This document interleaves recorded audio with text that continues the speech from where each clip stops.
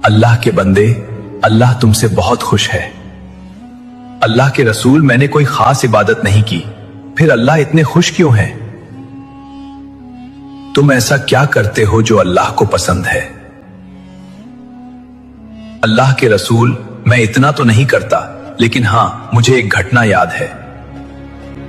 उसने कहा, एक दिन मेरे 2 ऊंट खो गए थे। मैं उन्हें ढूंढने के लिए बहुत दूर चला गया। जब मैंने रेगिस्तान के एक सरदार को अपने 2 ऊंट पकड़े हुए देखा तो मैंने उन्हें वापस मांगा, लेकिन सरदार ने मना कर दिया, मैं वापस आऊंगा। उस समय मैंने सुना कि सरदार की पत्नी को बच्चा होने वाला है।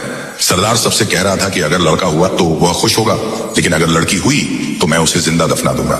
यह सुनकर मेरा गया, मैं वहीं खड़ा होकर अल्लाह से दुआ करने लगा। थोड़ी देर बाद खबर आई कि लड़की हुई है। सरदार लड़की को जिंदा दफनाने की तैयारी करने लगा। मैं दौड़ा और कहा, भाई, इस मासूम बच्चे को मत मारो, इसे मुझे दे दो। उसने कहा, नहीं, और अगर मुझे इसे लेना ही है तो मैं तुम्हारे दोनों ऊंट देने को तैयार हो गया। मैंने अपनी सारी दौलत दे दी और उस मासूम बच्चे को अपनी गोद में ले लिया। सरदार को लगा कि मैं पागल हूं, लेकिन मुझे लगा कि मैंने जन्नत खरीद ली है। जब वह छोटी बच्ची मेरे सीने पर सिर रखकर मुस्कुराई तो मुझे लगा कि अल्लाह ने मुझे दुनिया की सारी खुशियां दे दी हैं। तब से यह मेरी लत बन गई है। मैं गांवों में घूमता हूं और जब भी सुनता हूं कि कोई गरीबी या अंधविश्वास के कारण अपनी बेटी को मारना चाहता है या नहीं रखना चाहता है, तो मैं दौड़कर उनकी जिम्मेदारी लेता हूं। अल्लाह के रसूल, आज मेरे घर में ऐसी 300 लड़कियां हैं। मैं उन सभी का पिता हूं। मैं उन्हें खिलाता हूं, पढ़ाता हूं और उनका ख्याल रखता हूं। इस काम को करने से मुझे जो शांति मिलती है वह दुनिया की किसी भी दौलत में नहीं मिल सकती।